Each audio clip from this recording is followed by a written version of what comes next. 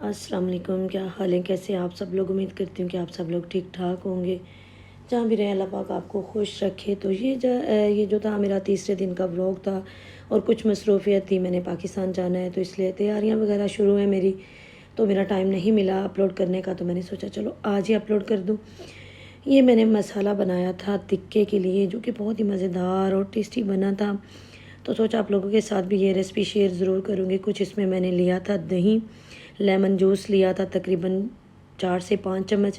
उसमें मैंने तिक्का मसाला ऐड किया था, chilli flakes, red chilli powder, लहसुन अदरक का पेस्ट और सॉल्ट हस्बे ज़रूरत। और इसके अलावा मैंने इसमें कोई भी इतना ज़्यादा इंग्रेडिएंट ऐड नहीं किया था। और मैंने इसमें ऐड किया था कोरिएंडर पाउडर और ज़ीरा पाउडर थोड़ा सा डाला था। और लास्ट पे मैंने इसमें पपीता ऐड कर दिया था। पपीता से ये होता है कि गोश्त बड़ा होता है या मटन या बीफ हो तो वो जल्दी गलता नहीं है टिक्कों पे। हमें लाजमी होता है कि थोड़ा सा पपीता ऐड कर ले, तो ओवरनाइट कुक कर ले, मैरिनेट कर दें तो हम लोग वो ज़्यादा अच्छे से गल जाता है। तो माशाल्लाह हुआ भी ऐसे ही था। बहुत ही अच्छे से जो टिक्के थे वो हमारे रेडी हुए थे। मैंने मसाला लगा के माशाल्लाह से मटन ही था मेरे पास और मटन बकरी की ही कुर्बानी की थी। हमारे पास बड़ा गोश्त नहीं था तो इसलिए मैंने यही बनाए।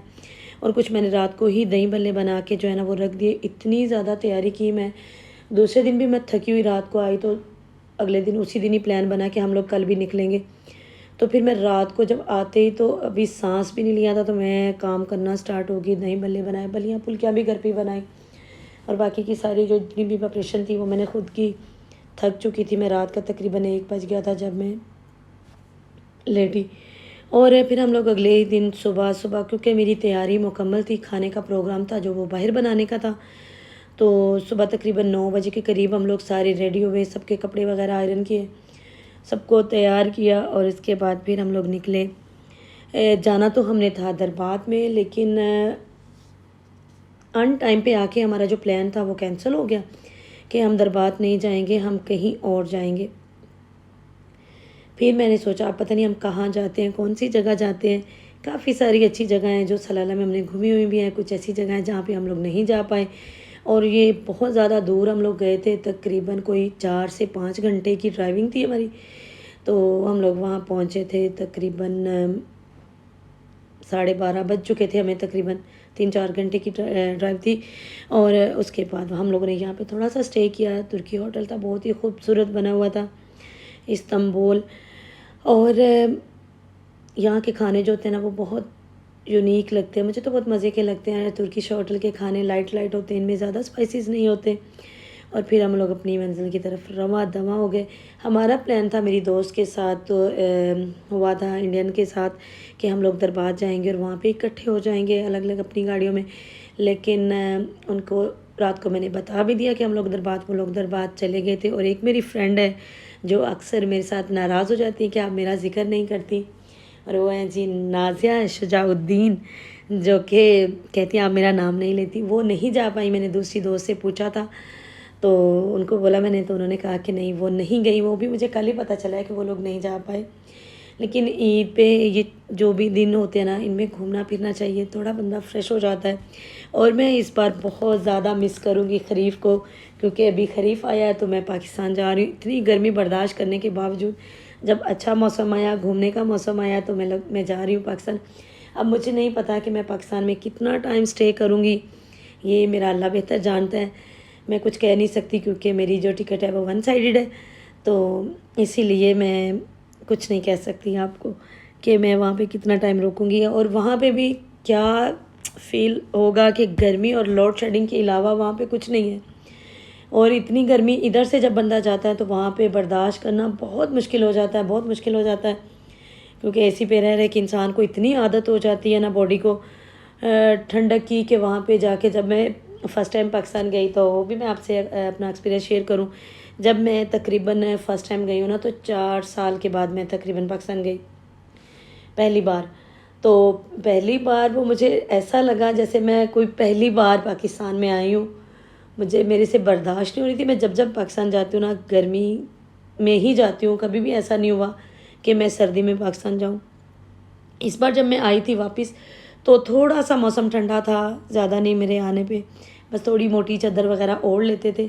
जर्सी वगैरह बिल्कुल भी नहीं पहनने का मौसम था।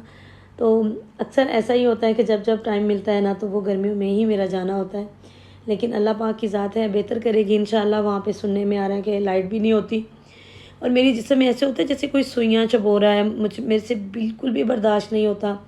इतनी बैड फीलिंग आती है ना वहाँ पे, फिर मैं कभी कभी रो भी पड़ती हूँ कि क्या क्या हो रहा है मेरे साथ, ऐसा करके मेरे साथ फील होता है। पता नहीं सबके साथ ऐसा होता है या नहीं होता, मुझे नहीं पता, लेकिन मैं जब जाऊँ तो मेरे साथ ऐसा ज़रूर होता है।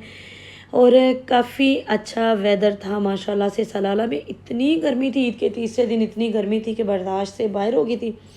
और जब हम लोग निकले थोड़ा सा दूर जाने के बाद मौसम इतना ठंडा हो गया, गाड़ी के ग्लास भी हमने नीचे कर दिए। इतनी हवा में मस्तियों में सारे बच्चे शोर करते गए और माशाल्लाह से बहुत ही अच्छे से टाइम गुजर गया था। और फाइनली हम लोग पहुंच गए थे मदीनातुल हक से थोड़ा ऊपर थे हम लोग, और इतना खूबसूरत एरिया था वहाँ पे। बच्चों ने खूब इंजॉय किया, बहुत मस्ती की। और मेरे हस्बैंड जो है ना वो मेरे साथ बहुत कम कम पिक्चर बनवाते हैं, उनको शौक़ ही नहीं है पिक्चर्स का, वीडियो का, पता नहीं क्यों कि वो पसंद नहीं करते। तो मैंने उनको बोला भी नहीं था, मैंने कहा चले आज हम ना यहाँ पे फ़ोटो बनाएंगे अच्छे सी। मैं, सिद्धू और मेरा छोटा बेटा जो था, हम लोग आ गए पिक्चर्स के लिए। और यहाँ पे आग वगैरह जलाने का भी एहतमाम हो रहा था। मेरा बेटा था बड़ा, वो भी कोशिश कर रहा था, कुछ सीखे बना रहे थे, मसाले लगे हुए थे और वो सीखों पे लगा रहे थे तिक्के को और आग वगैरह जलाने की कोशिश कर रहे थे। और मेरा बेटा कहता है कि मम्मा आप आएँ, आप खाना बनाएं। तो मैंने कहा चलें ठीक है, कोशिश करती हूँ। हमने सब ने मिलजुल कर खाना बनाया, बहुत ही मज़ेदार। हमने मटन कढ़ाई बनाई, घर से ही मैं गोश्त वगैरह को अच्छे से रात को साफ़ कर लिया था और साफ़ करके हम लोग ले गए थे। मैंने कहा मटन कढ़ाई बनाएंगे हम लोग। जहाँ भी इतना प्यारा वेदर था वहाँ पे बैठ के, वैसे ही बहुत अच्छा लगता है, और वहाँ पे बैठ के खाना बनाना तो क्या ही बात होती है।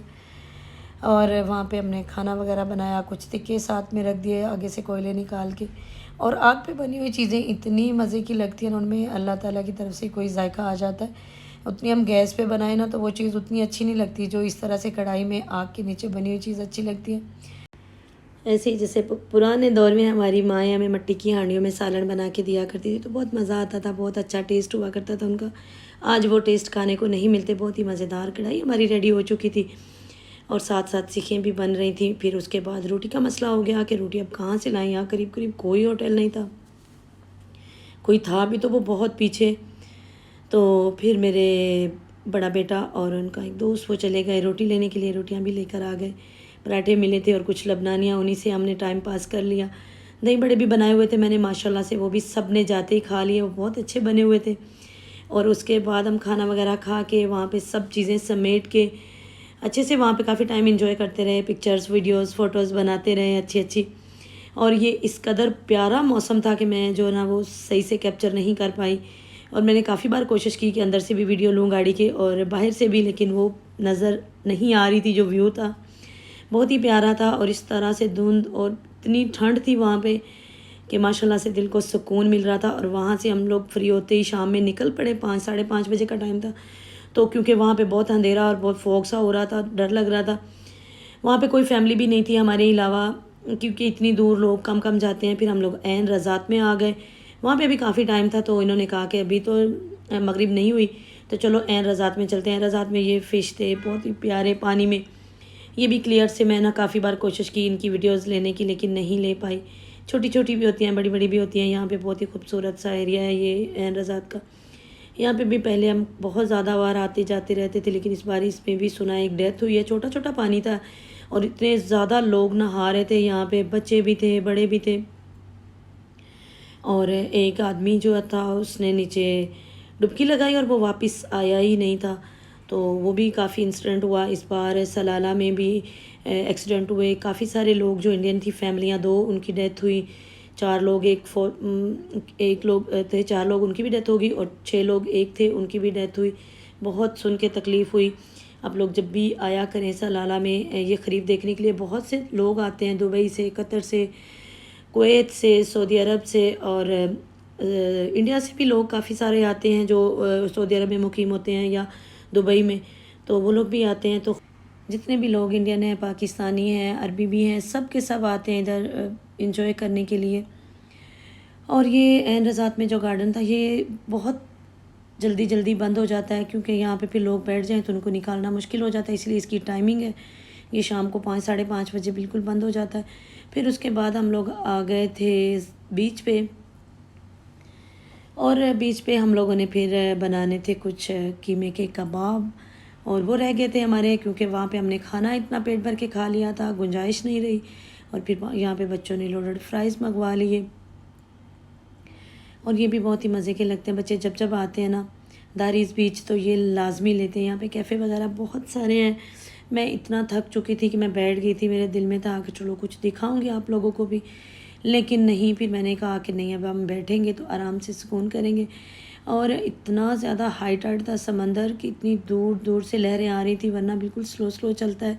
नॉर्मल डेज़ में जब ये ख़रीफ आता है ना तो बहुत मसले भी होते हैं, लोग डूबते भी बहुत हैं। इतनी तेज़ लहरें थी, मैं अगर इसकी आवाज़ आपको सुनवा पाती, लेकिन वहाँ पे शोर बहुत ज़्यादा था, इसलिए मैंने वॉइस जो थी वो बंद कर दी थी। बहुत ज़्यादा शोर था। मेरे हस्बैंड और मैं हम लोग आराम से बैठ गए यहाँ पे। उन्होंने कहा कि बहुत सुकून मिल रहा है कि यहाँ पे हम लोग बैठते हैं, आराम से बातें बातें करते हैं। हम लोग वहाँ पे गपशप लगा रहे थे और रेत के ऊपर पैर रख के ठंडे पैर कर रहे थे, और बहुत ही सुकून मिलता है इस रेत में पैरों को ठंडा करने से। तो ये था अभी मेरा व्लॉग तीसरे दिन का, और मैंने आपको बताया कि मैं मसरूफ़ रही हूँ काफ़ी ज़्यादा शॉपिंग वगैरह में। इंशाल्लाह वो भी व्लॉग अगर पॉसिबल हुआ तो आप लोगों के साथ ज़रूर शेयर करूँगी।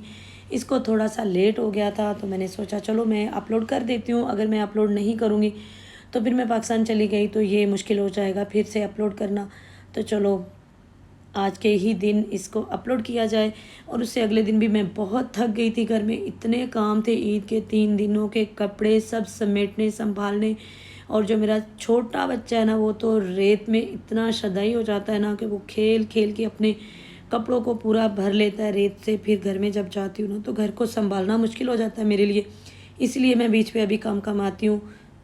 और ये था मेरा व्लॉग, आई होप कि आपको पसंद आया होगा। पसंद आए तो वीडियो को लाइक ज़रूर कर दीजिएगा और शेयर ज़रूर कीजिएगा। अपना बहुत सारा ख्याल रखिएगा, दुआ में याद रखिएगा। फिर मिलेंगे इंशाअल्लाह।